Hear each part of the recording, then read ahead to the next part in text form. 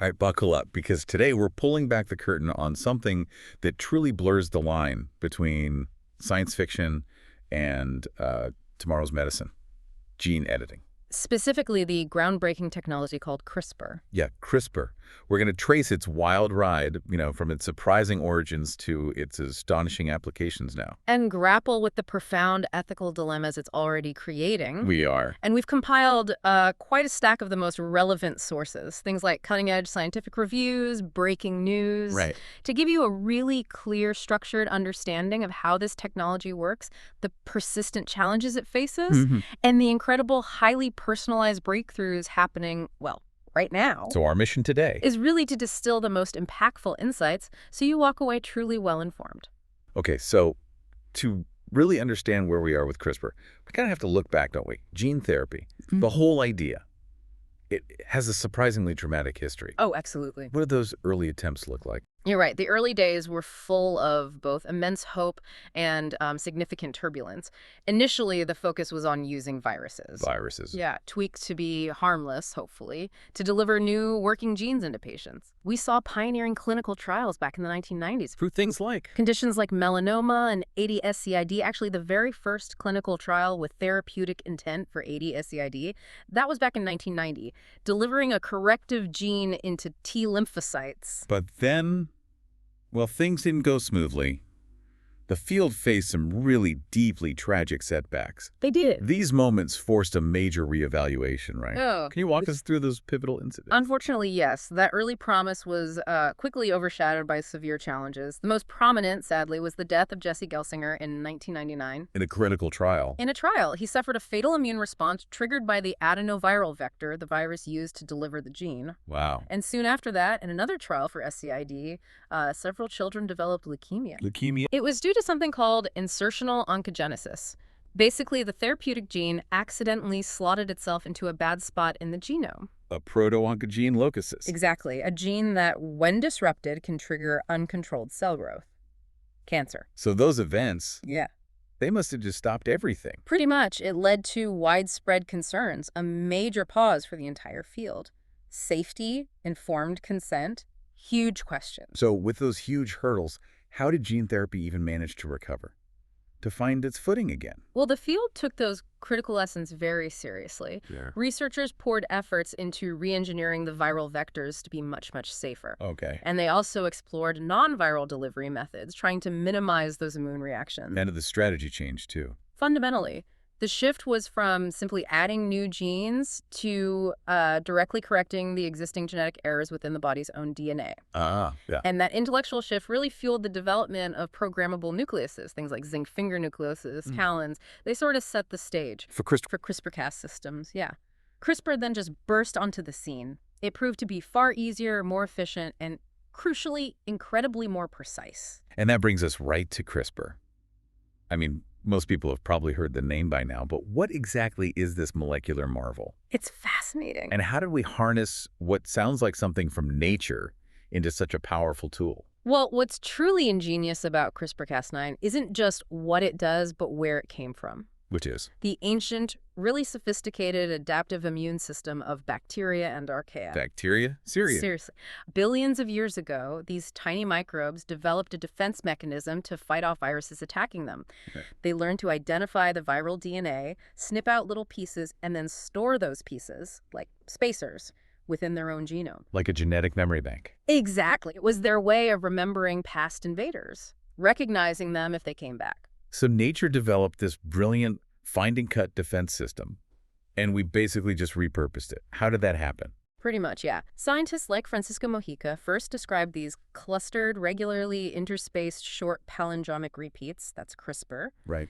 Then, a key breakthrough was identifying the Cas9 protein. It's a large enzyme with nucleus activity. Meaning it cuts DNA. It cuts DNA. And researchers realized Cas9 needed a specific tag called a protospacer adjacent motif, or PAM, TAM? Okay. right next to its target DNA to bind effectively. Crucially, they also found specific RNA molecules guided Cas9 to its target. The CRISPR RNAs and the RNAs. RNA, yes.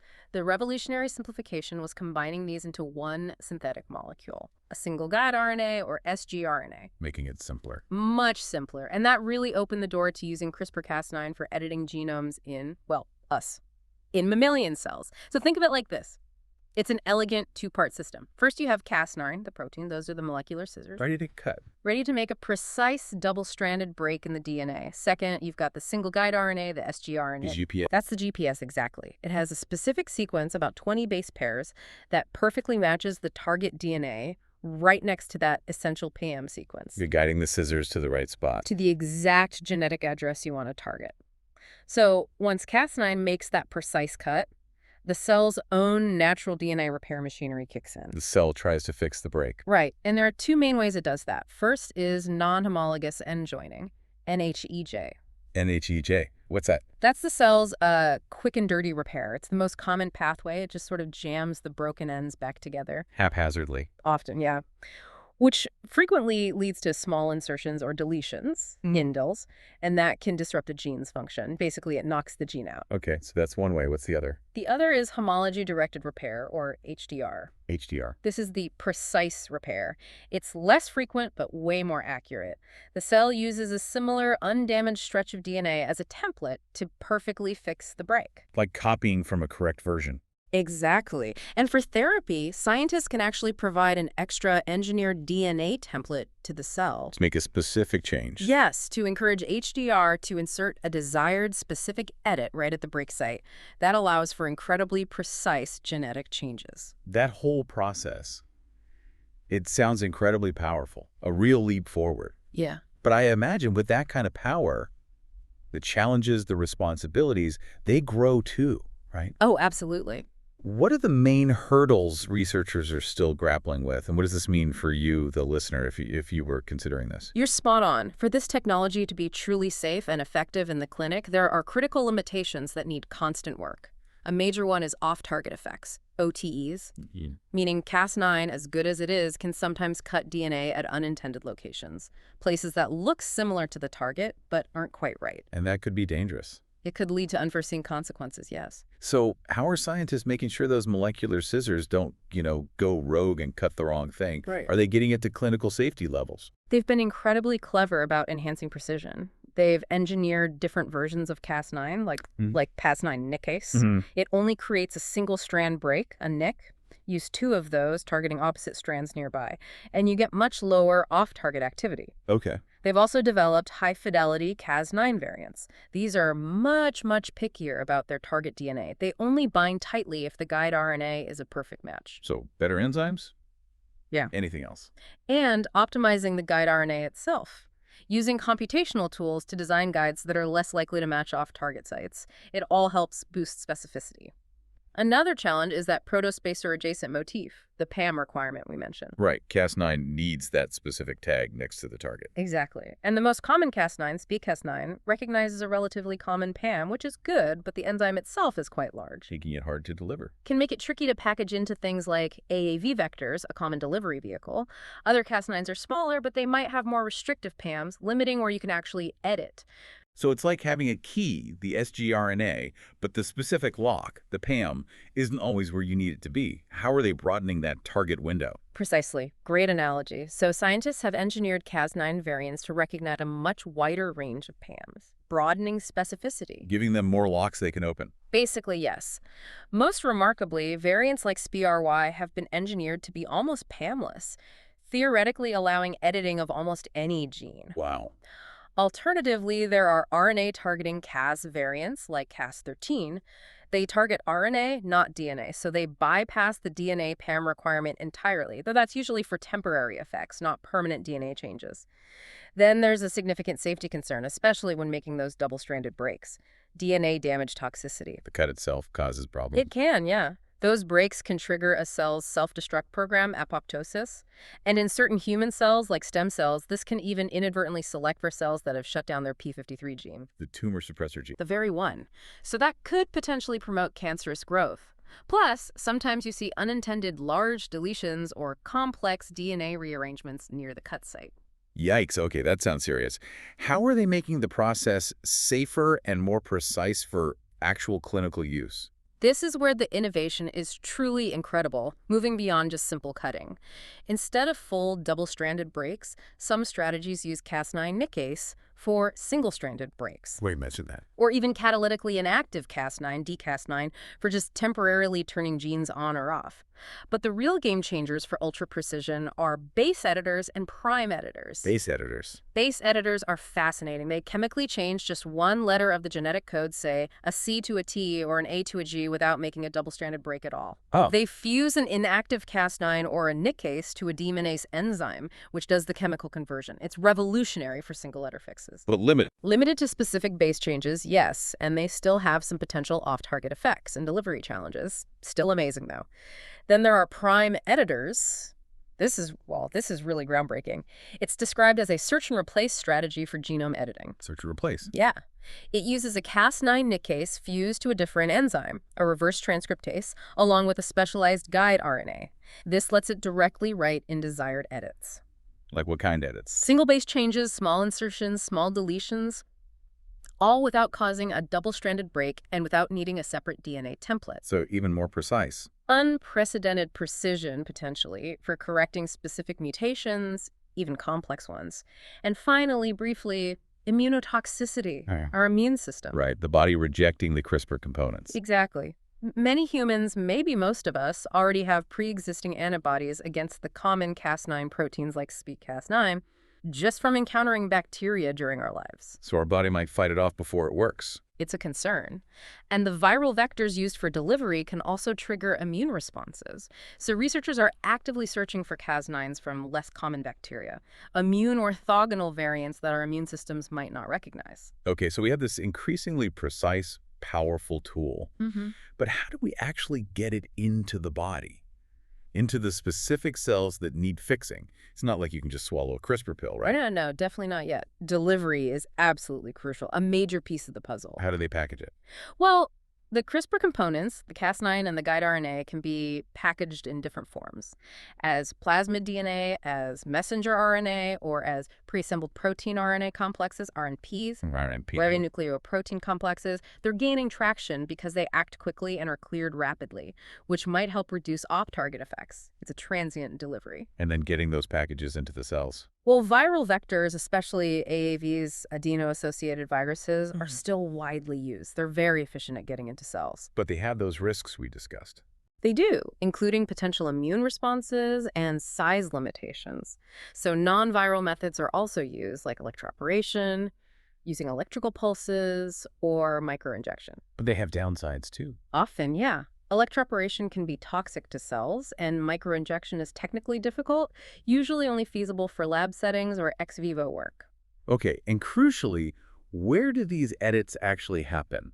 Inside the patient's body or outside? Right. There are two main strategies there. The first is ex vivo editing. Ex vivo, outside the living organism. Exactly. It means cells are taken out of the patient, genetically modified in a lab, checked, and then reintroduced into the patient. What's the advantage of that? Well, it offers potentially greater safety because the patient isn't directly exposed to the editing machinery, the virus, or whatever delivery method is used, and it allows for much tighter quality control before the cells go back in. Makes sense. But what's the limitation? It's really only feasible for cell types that you can actually take out, keep alive, expand in culture, and then successfully put back. Think hematopoietic stem cells, blood stem cells, or T cells for immunotherapy. So not useful for, say, liver disease or muscle disease? Generally not, or at least it's much more challenging for many solid tissue types. So that brings us to the second strategy, in vivo editing. In vivo, inside the body. Yes. This involves delivering the CRISPR components directly into the patient where the editing happens right there inside the body. And this is necessary for? It's essential for treating diseases affecting tissues you can't easily take out and put back. Muscles, the brain, the liver, the eye.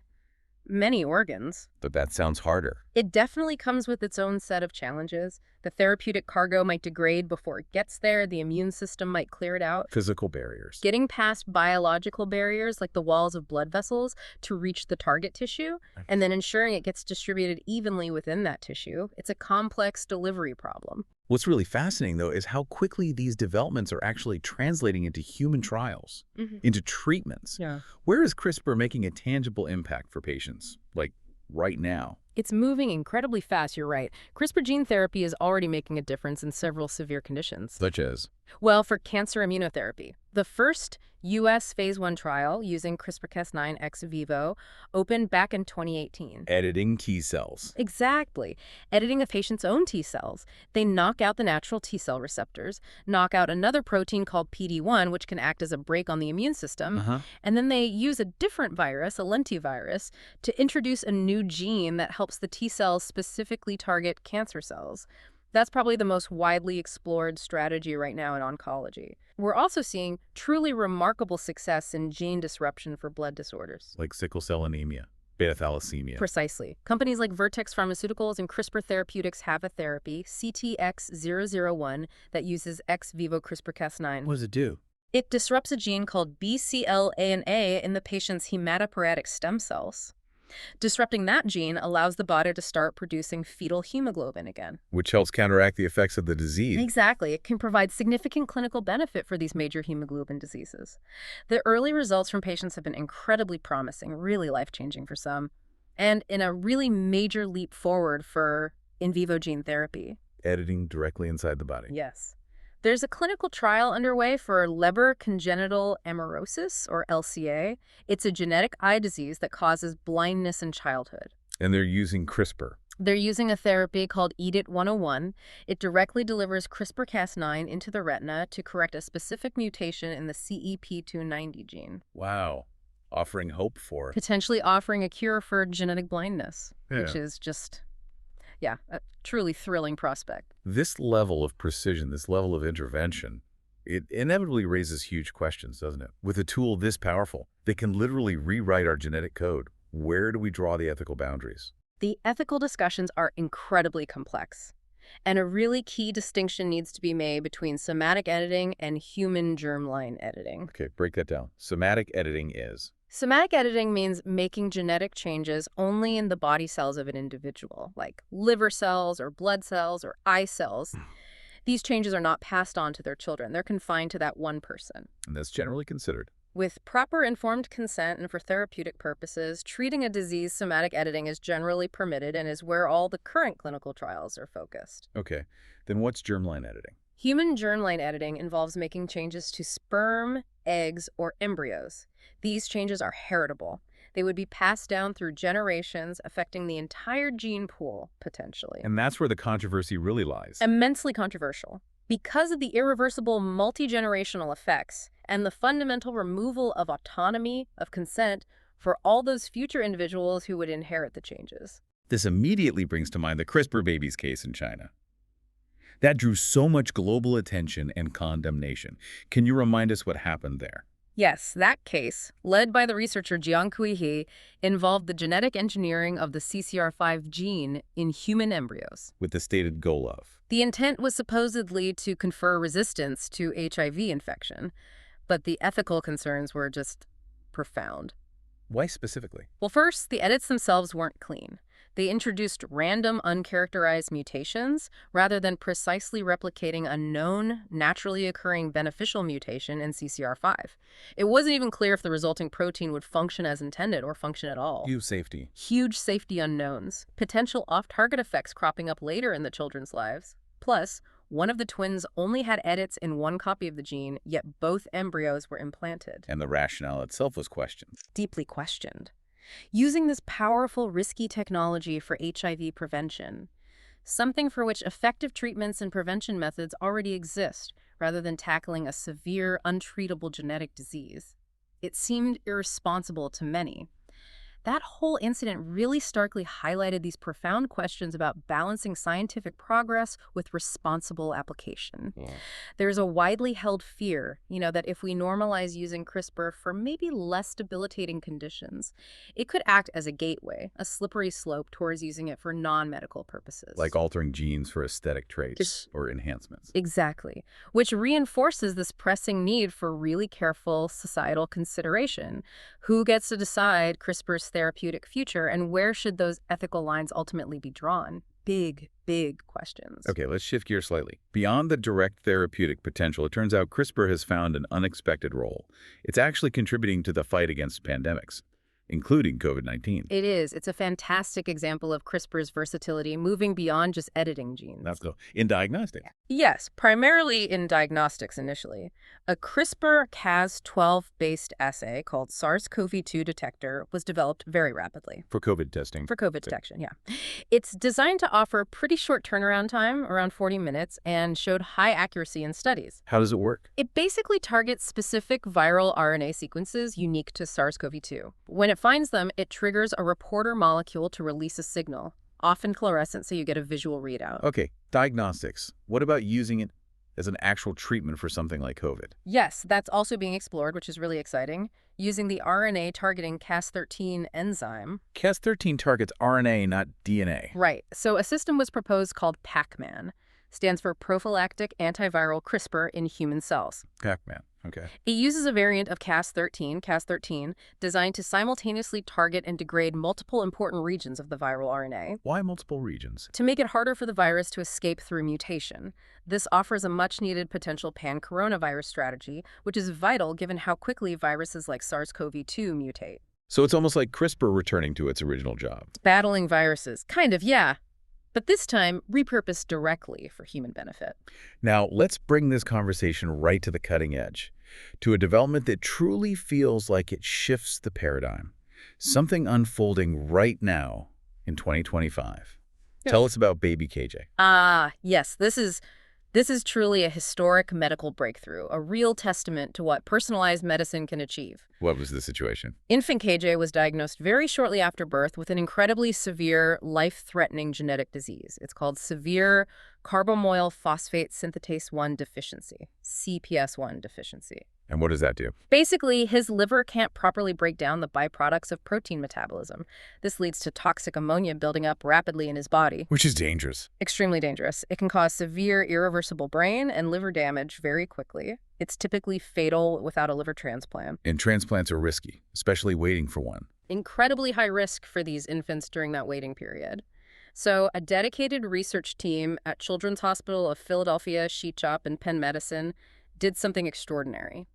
They developed and safely delivered the world's first personalized CRISPR gene editing therapy specifically designed for KJ. Personalized? How so? They didn't just target the gene, they corrected his specific unique mutation within that gene in his liver cells. Using what kind of CRISPR? They used a base editing therapy. Remember, changing just one letter without the double-strand break. Right, the super precise kind. And how did they deliver it?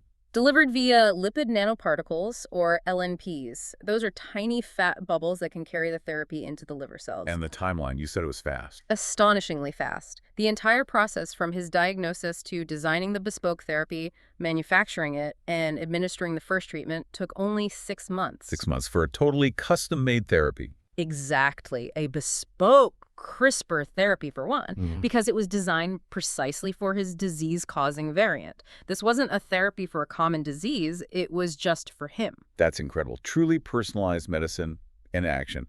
So how has KJ responded? How's he doing? The results reported so far are incredibly promising. He got his first dose in February 2025 when he was just 6 months old, and he's had follow-up doses since. Wow. He has tolerated increased protein in his diet, which is huge. He's needed less medication to keep his ammonia levels under control. That's fantastic. And crucially, really crucially, he has been able to recover from common childhood illnesses, like a simple cold, without experiencing that dangerous ammonia buildup. Which normally would have been. Extremely perilous for a child with his condition. It could trigger a life-threatening crisis. So cautious optimism. Very cautious optimism. Obviously, long-term follow-up is essential, but his doctors are encouraged. This marks the first known case of such a personalized, single-patient, CRISPR-based medicine being administered. And very importantly, it was designed to target only non-reproductive somatic cells, no germline changes. Wow. So we've really covered a lot of ground. We've journeyed from those early challenging days of gene therapy Definitely challenged. to the incredible precision of CRISPR. We've explored its ingenious mechanisms, how scientists are overcoming limitations, The off-target effects, the delivery hurdles. and seeing its impact now, from cancer treatment and blood disorders to pandemic diagnostics. And now, this breathtaking reality of truly personalized gene therapy, tailored for just one patient like baby KJ. It's here. It really is. This feels like the promise of gene therapy finally coming to fruition, doesn't it? It's truly a testament to decades of scientific collaboration, persistence, innovation, Yeah. and it's opening doors for patients with rare diseases, people who previously had maybe no treatment options at all. So wrapping this up, what does this all mean for you, the listener? As this CRISPR technology continues its incredibly rapid advance, It's moving so fast. how will society grapple with making sure that such potentially life-changing, highly personalized therapies are actually accessible, equitably accessible to everyone who needs them? Especially given, the likely complex pricing, the regulatory approvals. Right. And as we gain even greater power, greater precision, how will we collectively decide where those ethical boundaries of human genome editing should ultimately be drawn? Particularly as the capabilities become more precise and widespread. It is. It's a lot to consider. Yeah. And definitely something for you to keep exploring on your own.